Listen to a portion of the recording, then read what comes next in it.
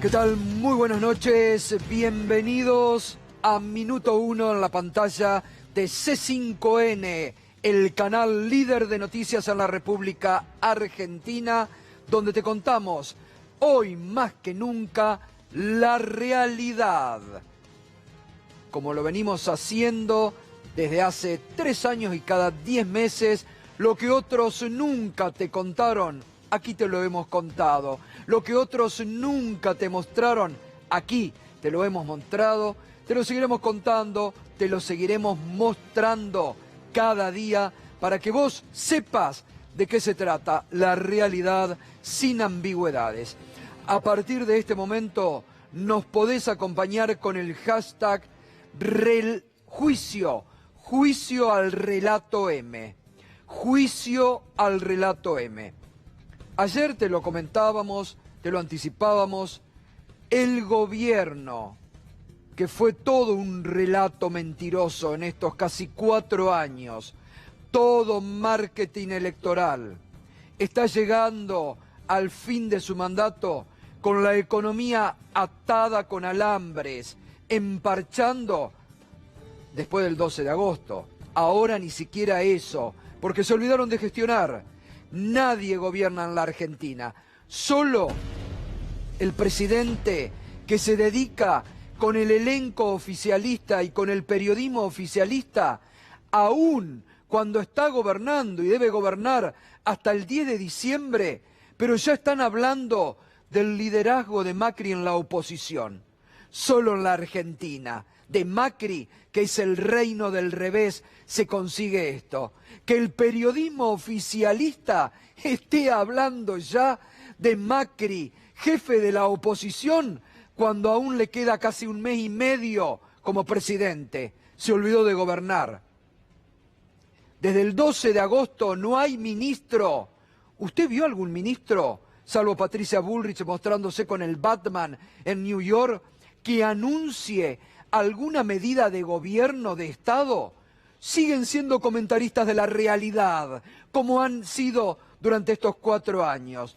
Pero ayer, este gobierno mentiroso y de relato mentiroso sacó un informe autoevaluándose sobre la gestión en la economía, preparado por el jefe de gabinete Marcos Peña, otro desaparecido en acción, otro derrotado el 27 de octubre, y el ministro de Economía Hernán Lacunza. Hoy, punto por punto, Fernando Alonso, enseguida estará Alfredo Zayat, uno de los periodistas económicos que más sabe en la Argentina y que ha cuestionado el modelo de Mauricio Macri. Juicio al relato M, parte económica, enseguidita, punto por punto, con los datos de la realidad y de las propias estadísticas oficiales, te vamos a mostrar cómo el gobierno de Macri te sigue mintiendo. Pero además, esta noche te vamos a contar, en algunas oportunidades yo te lo he contado aquí, los aprietes que sufrieron los dueños de este canal por parte del propio presidente Mauricio Macri. Está denunciado Macri. Hay una carátula ya que se ha conformado a raíz, primero de la denuncia. Acá está, esta es la carátula, mire. Esta es la carátula. Juzgado número 1, Secretaría número 1, imputado Mauricio Macri, imputado Torello José, imputado Caputo Nicolás Martín, imputado Rodríguez Simón Fabián, imputado Quintana Mario, sobre asociación ilícita, denunciado Mauricio Macri. Esta es la carátula por la cual se lo investiga al presidente Macri, a José Torello, a Nicolás Caputo, a Simón Rodríguez Fabián y a Mario Quintana. Asociación ilícita, querellante de Sousa Carlos Fabián. En esta denuncia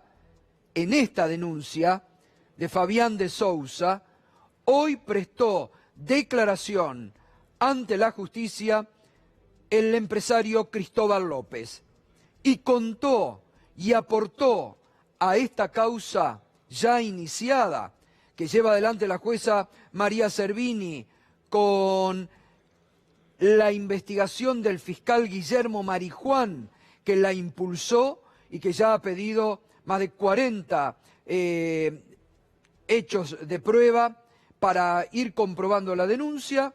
En este expediente, hoy prestó declaración Cristóbal López. Mire, solo un anticipo de lo que después te vamos a contar con Irina Hauser, porque todavía estamos procesando y estamos preparando el material. Solo un anticipo de lo que denunció Cristóbal López ante la justicia. Sobre la persecución a C5N e Indalo. Macri me dice que él necesitaba el canal para ir por Cristina. Le digo, ¿qué es ir por Cristina? Y me dice, hay que meterla presa. A lo que yo le contesto, no contés conmigo.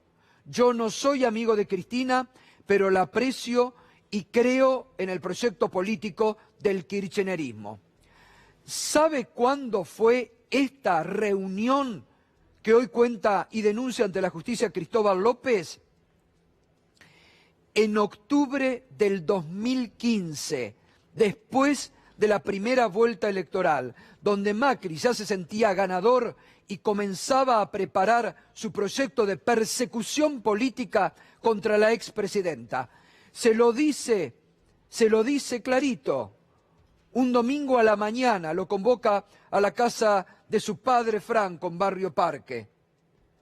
Hay que meterla presa a Cristina. Esta fue la obsesión que no pudo concretar Mauricio Macri. Por eso después lo manda preso a Cristóbal López y a Fabián de Sousa. Así actuó el macrismo, hoy denunciado además por la Organización de Naciones Unidas, por el relator especial como te lo mostramos ayer. Toda esta persecución está denunciada ante la ONU y la ONU ha intimado al gobierno de Macri para que responda sobre las graves acusaciones que le ha hecho el relator especial sobre justicia de la ONU. En instantes te lo vamos a contar.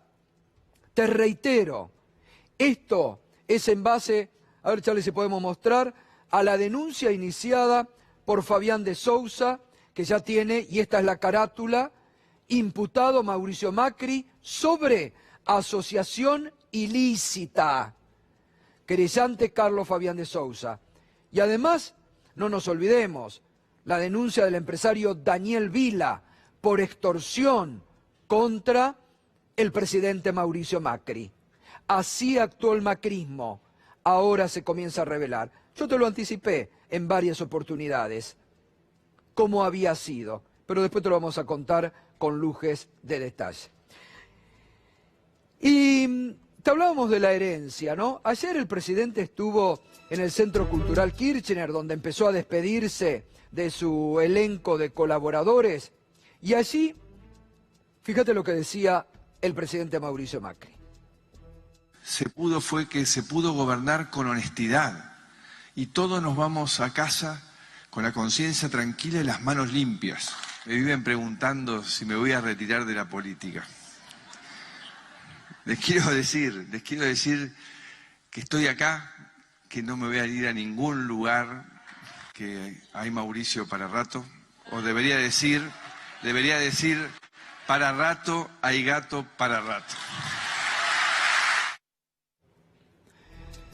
Bueno, el presidente dice que se va con la conciencia tranquila, con el 40% de pobreza, con el 10,6% de desempleo, mucho más en el interior, con el 8% de indigencia, con los malnutridos que hay en la Argentina, con el 3% del PBI de recesión que deja la economía.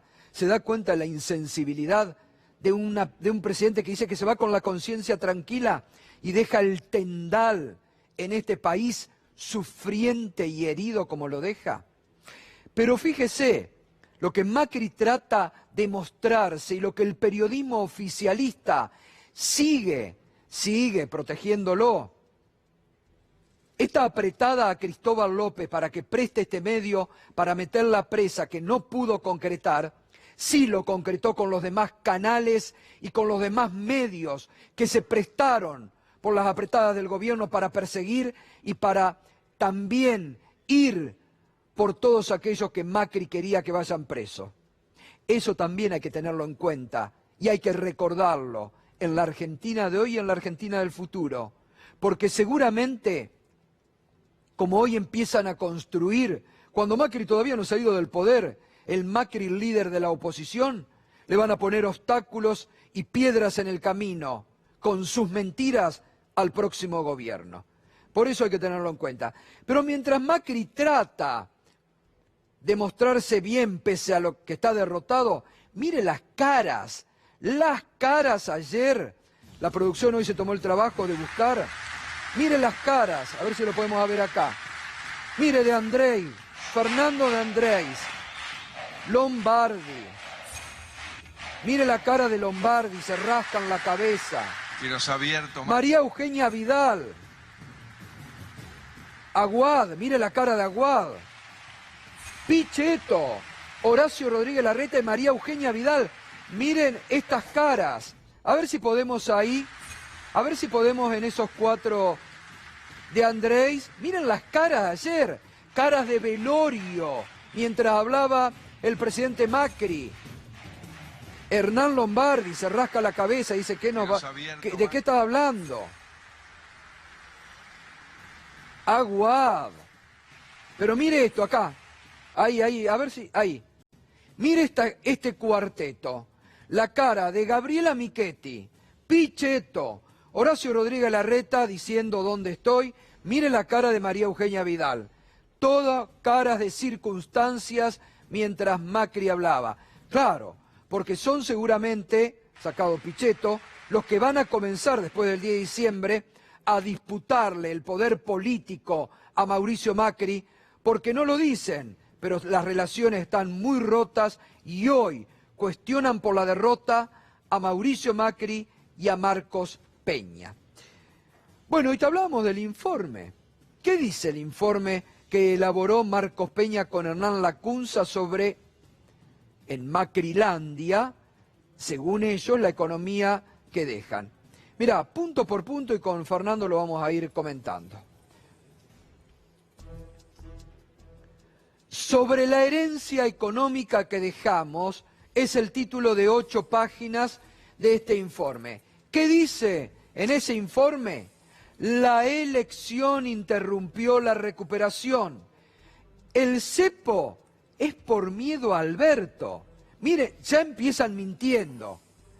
¿Qué es la realidad, Fernando? 3 años de recesión, 2019 con una caída del PBI del 3%, hasta el propio fondo lo dice.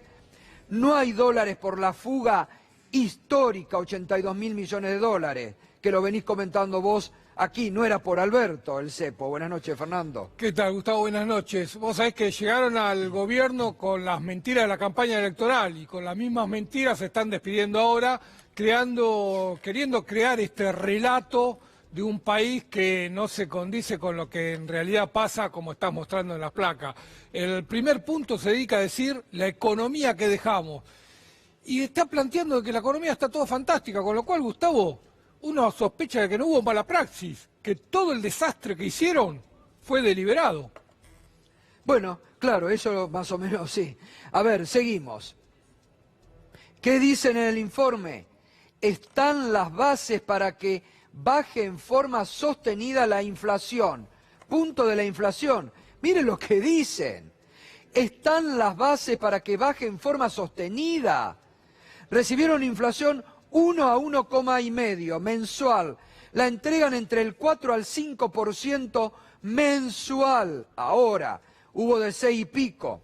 No hay precio en la economía y acumulada desde el 2015 la inflación Macri 250%. ¿Cómo puede decir que dejan para que empiece a bajar, Fernando? Gustavo, vos sabés que el principal precio de la economía argentina es el dólar. Hoy no tiene precio en Argentina. Con el cepo que puso este gobierno y las restricciones que hay totales para comprar, vos sabés que uno habla con los importadores y te dicen no podemos importar nada porque no nos disponen de un solo dólar para importación. No hay precio. Por lo tanto, es mentira de que dejan una economía con precios ordenados, con el tarifazo. No se sabe cuánto vale el dólar, no se sabe cuánto valen las tarifas. Los empresarios han remarcado por las dudas porque como este gobierno no les ha dado ninguna pauta, no saben por dónde ir. Así que si hay algo que deja es una economía casi al borde de la hiperinflación este gobierno, Gustavo. Y esta inflación, no hay que olvidarse. Sobre la situación fiscal, ¿qué dice el informe del gobierno? Casi eliminado el déficit primario. Hubo ajuste, pero con inversión social. ¿Dónde está la inversión social con la pobreza como crece y el desempleo? Déficit fiscal y financiero superior al 2015, 5% aproximado. El ajuste paralizó la economía y profundizó la recesión y se usó para pagar deuda. Los peores índices de la economía, sobre todo en materia social, los deja este gobierno. Sí, pero además es muy cómico porque el gobierno habla de que eliminó el déficit primario.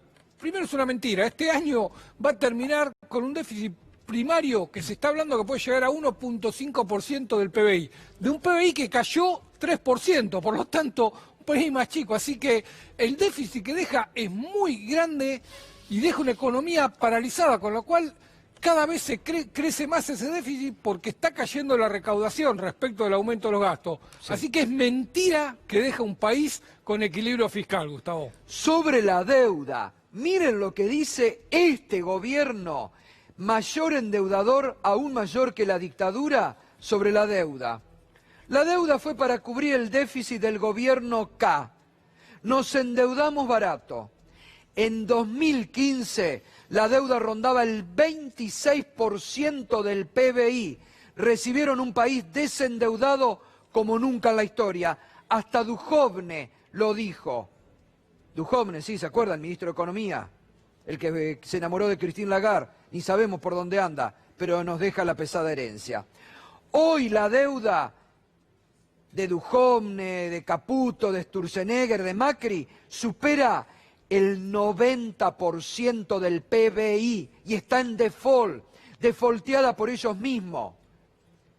Se tuvo que volver al fondo y entregar la soberanía económica. Creo que mayor mentira que esta no se puede encontrar. No, pero es muy interesante porque dice que volver al fondo permitió refinanciar deuda a una tasa de interés más barata. Si hay algo que los argentinos sabemos, es que la deuda más cara que paga este país es con el FMI.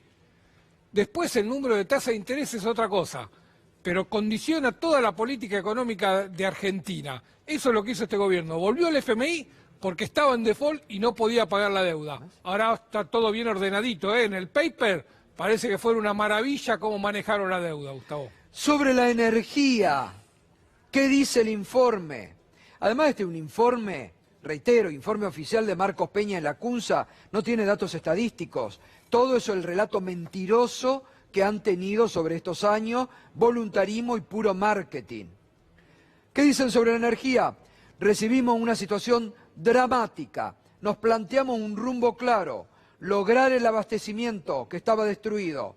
Vaca Muerta estaba frenada y este año invertirán más de 7.500 millones de dólares.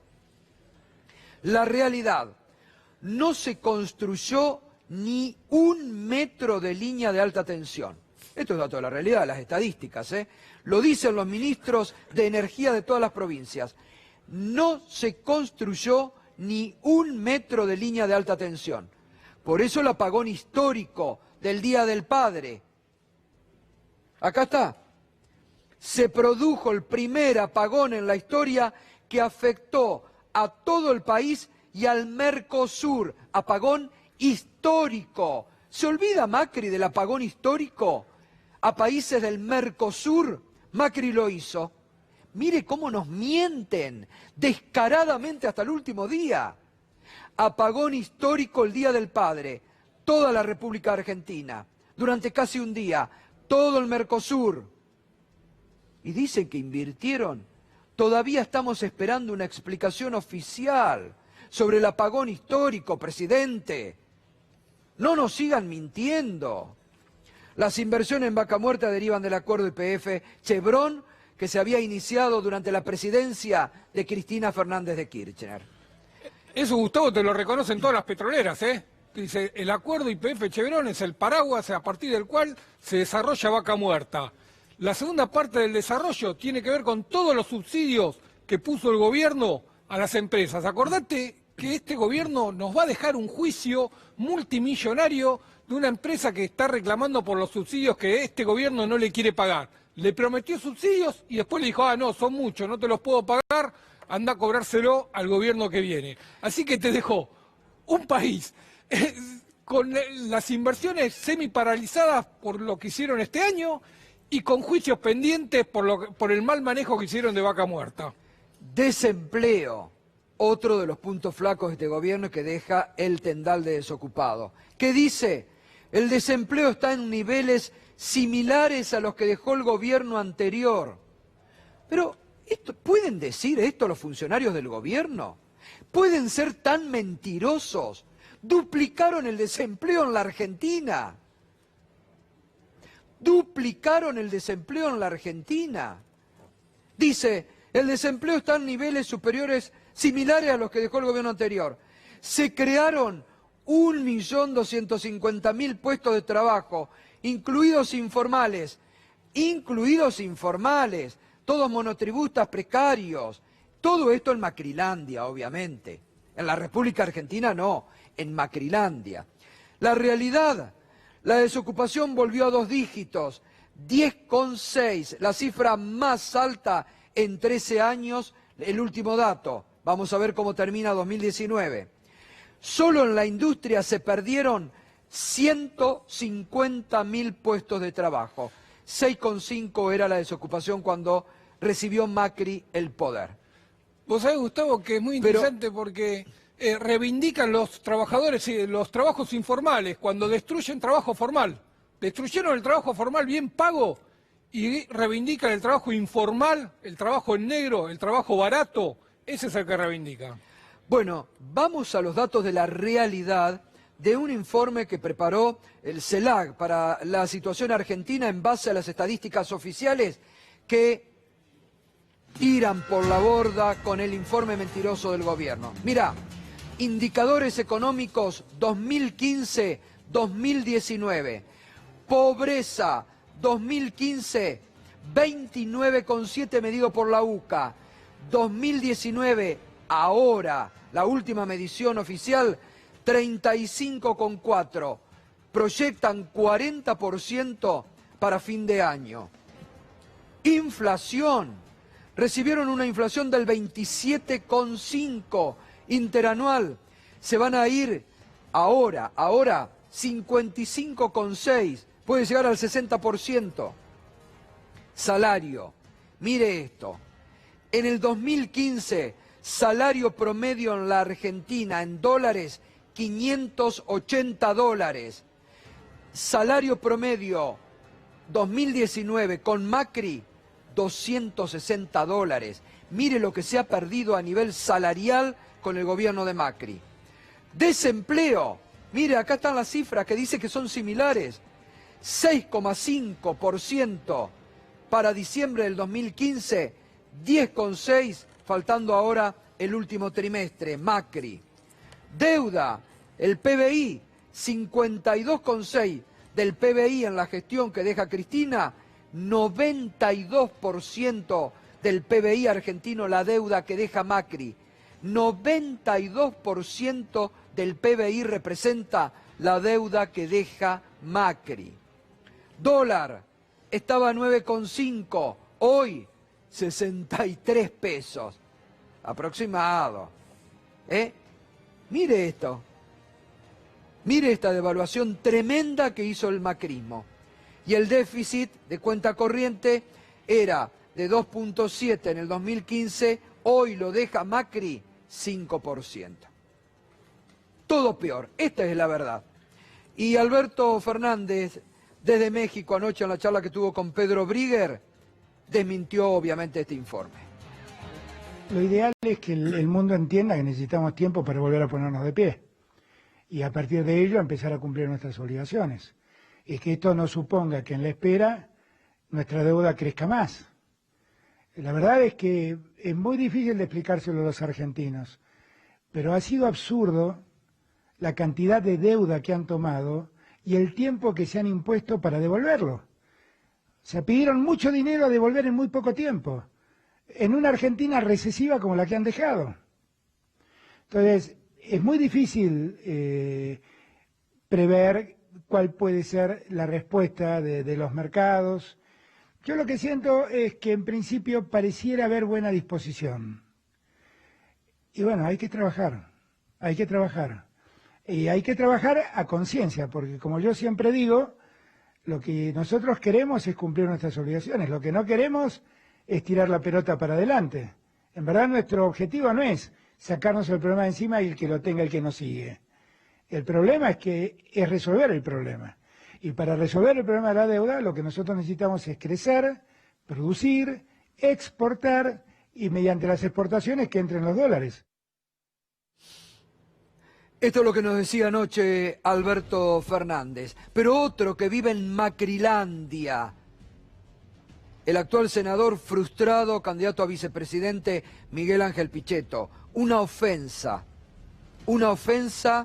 a los argentinos lo que ha dicho Pichetto, que esperemos que tenga alguna rectificación, porque la verdad, y es una ofensa para una de las instituciones más importantes de nuestro país, que es la Iglesia Católica en la Argentina. Mire lo que dijo sobre la pobreza otro que vive en Macrilandia.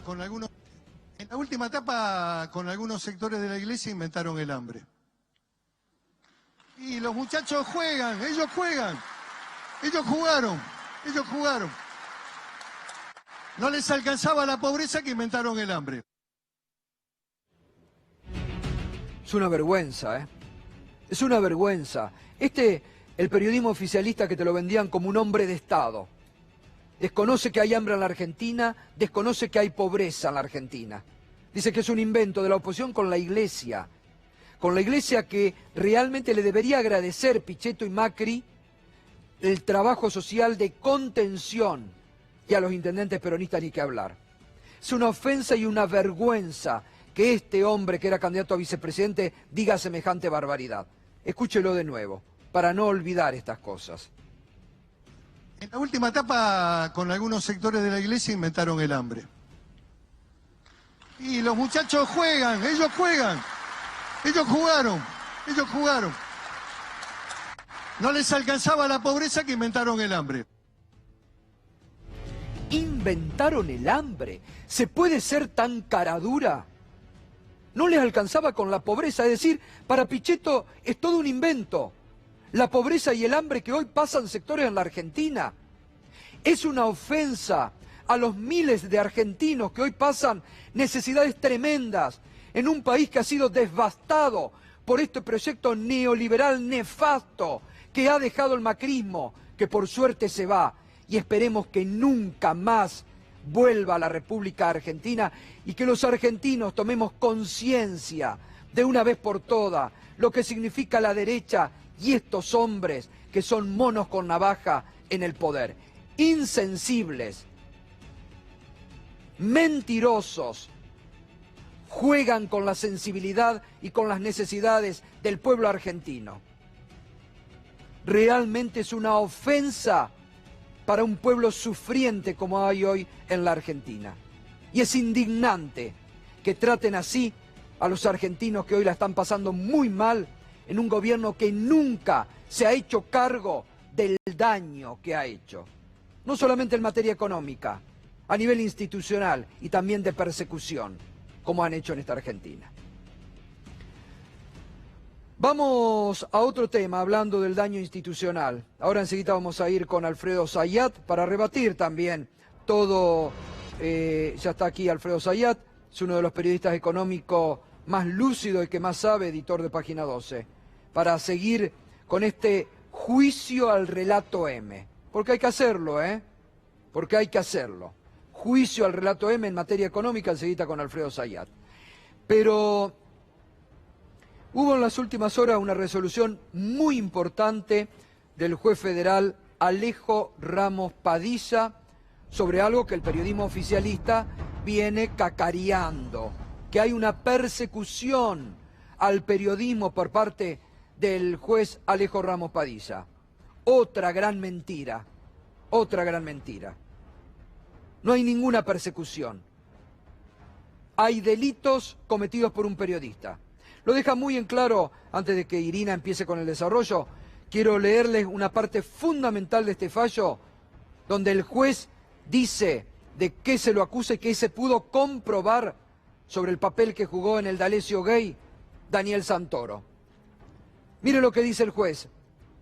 En el caso Daniel Santoro se corroboró la utilización de publicaciones periodísticas de Daniel Santoro para amenazar y exigir del dinero, la participación responsable del nombrado en al menos una coacción y una extorsión, su participación material en otros y numerosos planes ilícitos que la organización desarrollaba. La organización era la organización que comandaba Marcelo Sebastián D'Alessio.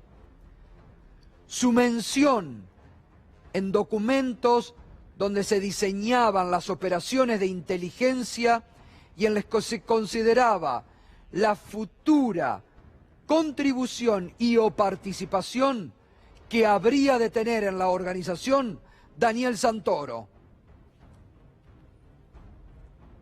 Todo esto sobre el periodista, que Santoro presentaba a Marcelo D'Alessio ante magistrados y legisladores como un agente de la DEA, que se reunía con magistrados junto a Marcelo D'Alessio, que intercambiaba información con D'Alessio vinculada a las víctimas de la organización, que utilizaba información con la que en paralelo D'Alessio llevaba adelante extorsiones.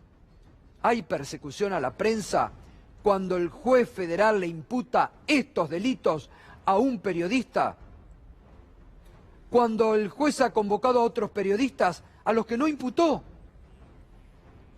que están liberados en la causa.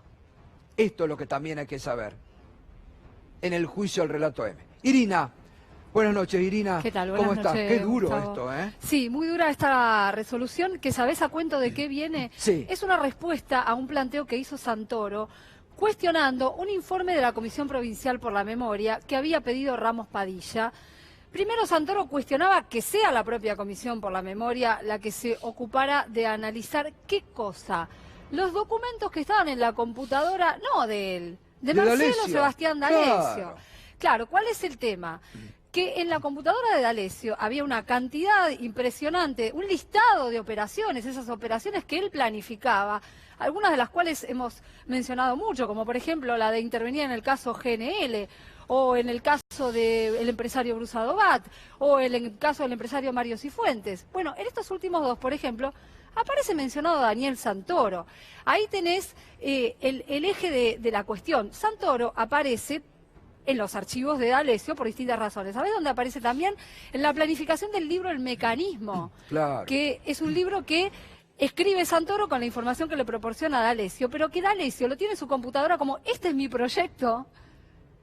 Sale publicado con el nombre de Daniel Santoro y además lo utilizan para incidir en la causa judicial. Y él decía que era el proyecto de él. Claro, de como un D'Alessio. proyecto propio, exactamente. Claro. Entonces, ¿qué resuelve Ramos Padilla? Rechaza anular ese informe de la Comisión Provincial por la Memoria y además explica, no se analiza ninguna nota periodística, ni su contenido, ni se evalúa la labor profesional del periodismo. ¿Por qué dice esto? Porque se armó gran revuelo cuando se supo que la Comisión por la Memoria analizaba esos documentos y a que había alusiones a Santoro. En ese momento, bueno, se empezó a cuestionar, la libertad de expresión está en juego, Sí, además, era el planteo, y ¿no? mentira, pero no cuestionaron que Santoro espiaba a sus compañeros de Animales Sueltos como Alejandro Fantino y Romina Mangel sobre los que elevaba informe a D'Alessio. Exacto. Que Eso no lo cuestionaron. Es uno de los casos que se le imputan. Bueno, esto es para contextualizar un poco a cuento de qué viene esta resolución de Ramos Padilla, que sigue y que... Mirá, ¿por qué es el único periodista imputado? Vos bien decías antes que hubo una cantidad de periodistas que fueron citados a declarar en esta causa. Pero lo que dice Ramos Padilla es, en ningún caso se habla de... No, hay un delito. El vínculo de Santoro con D'Alessio excedía la mera relación de fuente-periodista. Ambos mantenían una estrecha relación de amistad, intercambiaban mutuamente información sensible, confidencial o de acceso restringido y desarrollaban planes y actividades ilícitos en forma conjunta. Esto es tremendo, ¿eh? Esto es tremendo y hay ejemplos. Desarrollaban planes y actividades ilícitas en forma conjunta. Esto es tremendo. Hay, en la resolución te encontrás con algunos ejemplos muy concretos, como por ejemplo cuando después del apriete al empresario Bruce Adobat, lo que sucede, que es uno de los casos que se le imputan a Daniel Santoro, lo que le decía D'Alessio a Bruce Adobat, el empresario de PDVSA, lo quería llevar a declarar para armar una causa judicial sobre lavado contra la empresa, ¿no? Y para llevarlo a declarar le decía, hay una causa en tu contra que están armando. La condición, además de que declares, es que le des una entrevista a un periodista. Claro. El periodista era Daniel Santoro. Sí, sí, sí. Y después que se junta con el periodista Daniel Santoro, y esto está en la resolución de Ramos Padilla, D'Alessio le reenvía un mensaje de texto del espía Ricardo Bogoliuk, Claro. donde le dice Bogoliuk que Bruce Adobat se está yendo en tal vehículo, hay que conseguir además información de migraciones, hay que conseguir llamadas entrantes y salientes. Si eso no es espionaje, ¿qué es el espionaje, no? Y además, ¿te acordás cuando, por el empresario Cifuentes, cuando lo amenazaba D'Alessio, le decía, mirá, vas a salir publicado en Clarín el domingo por Daniel Exactamente lo Santoro, mismo. Y después tu salía. familia y tus hijos, y salía publicada la nota. El nuevo Lázaro Báez. El nuevo Lázaro le Báez. pusieron. Esto Mirá es lo que importante. dice, acá sigue la resolución.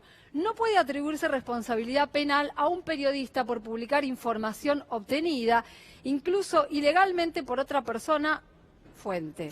Sin embargo, ninguna persona está habilitada a participar en maniobras que incluyan coacciones, extorsiones o planificación de actividades de inteligencia encaminadas a perjudicar a una o más personas. Sea cual sea la profesión, está diciendo Ramos Padilla, ¿no? Por eso se detiene en esta cuestión de Daniel Santoro. ¿Qué está aprobado para Ramos Padilla en esta causa? En esta causa de la que venimos hablando largamente. Esto es lo que está aprobado en la causa, que excede a la figura de Daniel Santoro. Por esto también hay que aclararlo, ¿no? Es más, Santoro ni siquiera está incluido en la asociación ilícita, pero aparece como parte de una maniobra. Una organización. Sí, pero de una maniobra donde, ¿por qué le importa a Ramos Padilla el informe de la Comisión por la Memoria? Porque la Comisión describe que la maniobra se perfecciona con la publicación en los medios. Sí. Con el apriete se perfecciona de esa manera. Ahora, esto es importante. Esto está aprobado. ¿Qué está aprobado para Ramos Padilla? Obtención ilegal de llamadas e informes migratorios. De eso justamente estábamos hablando recién. Armado de testimonios de arrepentidos. También hay casos, en el caso de traficante, que Santoro incluso anticipa una arrepentida. Intimidaciones y amenazas para reclamar dinero u otros fines. Echeves, bueno, el caso que abre esta causa. Uso de drones y cámaras ocultas. Esto es tremendo. Esto si podemos, Irina, te encargo para mañana o para el viernes. Sí. Porque todo el informe y la resolución de hoy muestra fotos. Hay muchas fotos, hay mucho material. Nosotros estamos mostrando una parte así chiquita. Sí, en esta resolución hay fotos de que drones. D'Alessio usaba drones para filmar casas de las que después iban a extorsionar. Y en una se equivocó. Filmó la casa del vecino y salió publicada la casa de un vecino y no del que querían extorsionar. Hasta eso hacían. La utilización de drones y cámaras ocultas. Infiltración en oficinas públicas. Bueno, en Enarsa. D'Alessio infiltrado en Enarsa, ¿no? Después terminó afuera, pero estuvo un buen rato y ahí recogió información. Uso de armas de fuego, ¿te acordás que D'Alessio exhibía su propia arma? Vehículos blindados y placas identificatorias de varios organismos. Bueno, ¿te acordás que mostramos acá la de la DEA, que la llevaba en su billetera y chapeaba con eso? Que era agente de la DEA, y también tenía la de la aportación de armas. Exacto. Lo mostramos acá. Sí, incluso andaba en la calle con una sirena para poder ir rápido. Exacto. Bueno, Irina, excelente. Mañana lo seguimos. Bueno, cómo no. Gracias. Bueno, muy bien. Juicio al relato M. Alfredo Zayat. Buenas noches, Alfredo. ¿Cómo te va? Buenas noches, ¿cómo andás, Gato? ¿Cómo andás? Bien, bien. ¿Qué? Me imagino, cuando recibiste ayer el informe Impactante, impactante. Pero déjame decirte lo siguiente, hice un trabajo excelente de producción, vos ahí detallando cada uno de las mentiras, las distorsiones. Pero déjame que yo rescate lo que en realidad uno es como cuando encontrás un ladrón con con las manos en la masa. la mano en la masa. ¿Por qué? Porque Marcos Peña, a lo largo de todo este gobierno, yo lo definí que él fue el líder de la estrategia de la mentira planificada. ¿Qué significa? Que organizás cómo presentar la mentira. Vos podés encontrar diferentes funcionarios e incluso de esto, del anterior y del anterior gobierno, que bueno, hacen esas mentirillas vinculadas con, puede ser una campaña electoral o incluso en el debate que se da en el espacio público. Pero nunca en los gobiernos anteriores que tuvieron una oficina y un líder que lideraba la mentira planificada, cada uno de los días armando un relato o en todo caso una interpretación de la realidad que era totalmente fuera de registro. Cuando habla de este balance económico, en realidad los expone cómo han sido estos 4 años de mentira planificada, organizada. Ahora bien, después aparece el entorno de la impunidad, de quienes difunden esa mentira planificada, sin cuestionar abiertamente, diciendo no puedo llegar a publicar esto como si no tuviese ningún correlato con la realidad. Digamos, si vos ves cómo se presenta este documento de la jefatura de gabinete, ninguno lo hace como lo hiciste vos recién, puntualizando cada uno de los puntos y diciendo, no, esto no es cierto. Entonces ahí aparece, lo que yo te digo, la impunidad. Pero esa impunidad aún es más profunda cuando encontrás a exfuncionarios del gobierno de Mauricio Macri, por ejemplo, el expresidente del Banco Central, Federico Sturzenegger, que a nivel académico se presenta, incluso escribe papers, o sea, documentos académicos, donde él dice, al gobierno de Macri le fue mal, pero yo no tuve la culpa. Yo no tuve nada que ver. No tuve nada que ver. Bueno, pero eso se va construyendo la impunidad. Vos dijiste y cerraste una cuestión muy interesante. Nunca más otro ciclo neoliberal. Pero ¿sabés qué? Para que no haya un nuevo ciclo neoliberal, tiene que haber una condena social. Pero esa condena social se puede lograr cuando no hay impunidad. Vos fíjate, Cavallo tiene una condena social, pero en los círculos de poder Lo siguen consultando. Exactamente. Exacto. Y lo mismo pasa con estos economistas neoliberales que han copado el gobierno durante estos 4 años. Eso es muy bueno lo que marcás, porque es importante, Alfredo. Ahora, fíjate vos, se patinaron la guita del Banco Central, la del Fondo Monetario Internacional, y ahora van a dar charlas al extranjero. Exactamente, así es. Sturzenegger, Caputo, ¿dónde está Caputo, el de la Champions League? Duhovne, con la deuda que deja, que se va más rico de lo que entró por producto de la misma devaluación. A ver, ¿eso en cualquier país del mundo no tendría que ser condenado, enjuiciado? Enjuiciado y también condenado socialmente, pero ¿qué es lo que sucede? Y aquí aparece. Ellos son representantes del poder. Y cuando digo del poder económico, del poder financiero o de los grandes grupos económicos. Por eso no tienen esa condena y lo siguen convocando para que expliquen el desastre que hicieron. Pero ¿sabes qué? Que ellos no tienen la culpa. No, la culpa la tienen los otros. Vos fijate que en este relato macrista, ¿qué es lo que presentan? No, la economía venía bien. ¿Quién tiene la culpa? La culpa la tiene el resultado de las PASO, que esto es lo que queda explícito también en este documento, que la inflación estaba bajando, estaban dadas las condiciones para el crecimiento, pero en agosto se interrumpió. O sea que ¿quién tenía la culpa? La Ahora, oposición. Alfredo, antes tenía la culpa el gobierno anterior. Ellos nunca tienen la culpa. ahí también No, un y el intento de capturar lo bueno que se venga. Porque dice, si pasa algo bueno, quiere decir porque nosotros lo dejamos todo bien. Exactamente. Vos mencionabas a Caputo. Vos fíjate, un ministro de Finanzas y después fue presidente del Banco Central, vos bien mencionabas, Gato, dilapidó el crédito del Fondo Monetario Internacional. Pero es el que emitió la deuda por 100 años. A Claro. ver si queda claro. Cuando hablan del endeudamiento, emitió deuda Que por compró 100 su años. propio fondo de inversión. Exactamente. Pero hay una cuestión que yo quiero remarcar, dos. Una, la prensa internacional, digamos, dice que el Financial Times, que la Argentina está al borde del precipicio, por eso los deja en evidencia. Este tipo de documentos, en realidad, ahora los deja en evidencia lo que yo mencionaba antes, que es que tiene una estrategia de la mentira planificada.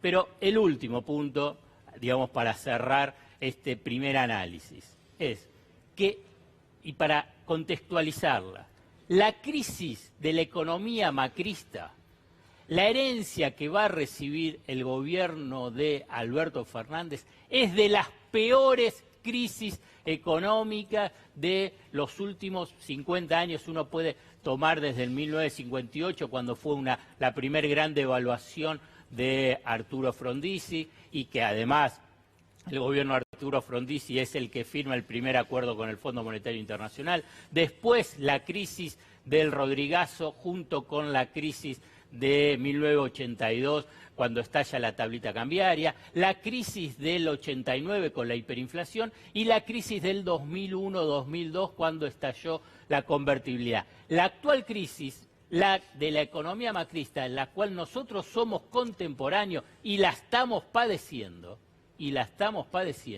tiene esa dimensión en términos históricos de la economía argentina. Está en el ranking de las peores crisis económicas que se vivió en la economía argentina moderna, y salen con este documento. Hay algo muy interesante. Ellos cuentan todo esto como si fuera, recién lo hablábamos con Gustavo, como si fuera una perlita, como si fuera todo un plan perfectamente instrumentado. Por lo cual se desactiva esto de que pasaron cosas. Digo, llegaron a donde ellos querían. Según este libreto, entregan la economía como ellos querían. No hubo mala praxis. Fue política deliberada hacernos chocar. Es todo un desvarío. La verdad, a esta altura uno tiene que pensar en un desvarío. Uno puede suponer, especular en términos políticos. Bueno, del mismo modo que han engañado y siguen engañando, sirve para consolidar a su núcleo duro, que le sirve para, sigo especulando, para que Macri pueda ser líder de la oposición. Yo simplemente digo, todavía tienen el poder porque siguen siendo gobierno. Cuando pasen al llano, todo esto... ¿Vos digamos, viste las caras que mostramos hoy una por una? Las caras ayer en el centro de los propios no podían creer. Mirá las caras. Mirá la cara de la primera dama y del secretario Andrés. Mirá, se rasca Lombardi, no sabe qué hacer. Ahora mirá las otras caras. Digo, ni ellos... Mirá acá. Mirá la cara de Vidal. Claro. La cara de Horacio Rodríguez Larreta. Aguad ni hablemos. Pero mirá la cara de Vidal. Rodríguez Larreta no sabe dónde meterse. Mirá Rodríguez Larreta. Claro, exactamente. La cara de Michetti mirándolo que votó en blanco. Y Pichetto ni hablemos. Ni ellos mismos se creen las mentiras que elaboran. Por eso es decir, bueno, este documento sirve para, vuelvo a especular, decir, bueno, para mantener a Macri en un supuesto liderazgo de la oposición. Yo simplemente especulo, cuando vuelva al llano, el 11 de diciembre, vamos a ver cómo se va a reordenar tanto el poder, porque ya no va a tener el poder, no va a poder hacer estos discursos en forma impune, porque a la vez también los medios y los analistas ya van a empezar a mirar otro canal y no esta fantochada de este documento. Es muy lindo porque las imágenes que mostraste recién con las caras de estos funcionarios es en el CCK. ¿Hay alguna obra que deje este gobierno que pueda equipararse al CCK que usó durante toda la presidencia Macri para estas mega reuniones de gabinete? ¿Dejan algo parecido Ni obra, digamos, ni índices que puedan mostrar, porque ese es el problema. Por eso yo quería remarcar, cuando vos decís lo de las obras, cuando mencionaban el tema del déficit fiscal primario, que iban a decir, digamos, el déficit fiscal primario es la diferencia entre los ingresos y los egresos. Cuánto se recauda, cuánto gasta. Paralizaron la obra pública. No hay obra pública a nivel nacional. Entonces, lo que está recontrapisado el gasto público. Entonces, por eso, pese a que siguen manteniendo un déficit, el déficit es todavía mucho mayor, porque es obvio que el Estado va a tener que hacer algunas obras básicas. Dejaron de hacer obras y obviamente dejaron de pagar a los proveedores. ¿Ves difícil la bomba que va a tener que desactivar Alberto Fernández? Muy.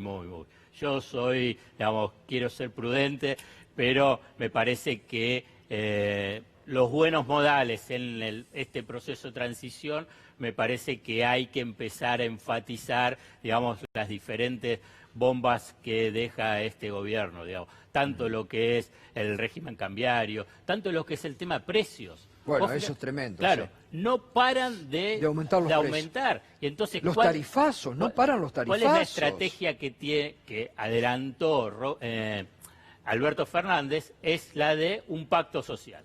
Por 180 días, precios y salarios, poniendo el dinero en el bolsillo de los trabajadores y jubilados y que las empresas no aumenten los precios. Ahora bien, este gobierno habilita, deja hacer y aumenta los precios en forma preventiva. Hay una cuestión clara, este gobierno no se ocupa de los problemas y les deja todos los problemas al gobierno de Bueno, Fernández. fíjate vos que no gestionan desde el 12 de agosto al día de la fecha.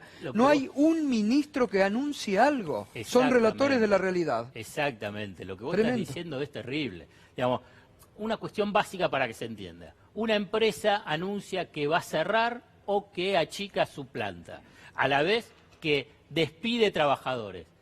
No hacen nada, digamos, y no te digo que, digamos, primero tienen que analizar a nivel sectorial qué le pasa con esa empresa. A la vez a la empresa le pueden decir, bueno, le damos un crédito para el capital de trabajo a través de una tasa subsidiada, y a las empresas y a los trabajadores le dice, bueno, no los despidas y porque podemos hacer el programa Repro. Bueno, no hacen nada.